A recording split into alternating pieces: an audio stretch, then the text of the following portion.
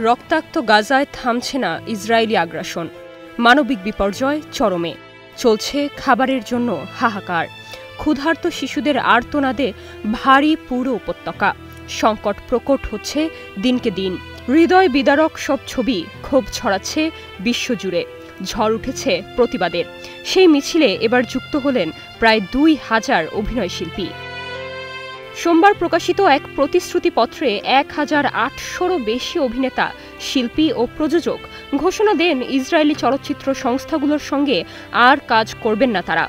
এই তালিকায় আছেন হলিউডের বেশ কয়েকজন তারকাও। তারা জানান, ফিলিস্তিনিদের ওপর বর্বরতা চালানো ইসরায়েলের সহযোগী সব প্রতিষ্ঠানকে বয়কট করেছেন।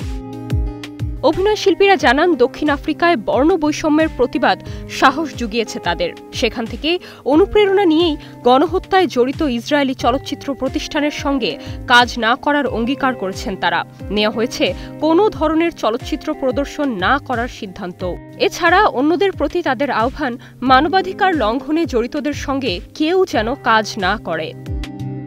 প্রতিশ্রুতিপত্রে স্বাক্ষর করেছেন বহু খ্যাতনামা তারকা, যাদের মধ্যে আছেন Olivia Colman, Emma Stone, Mark Ruffalo, Tilda Swinton, Riz Ahmed, Javier Bardem এবং সিনথিয়া নিক্সন।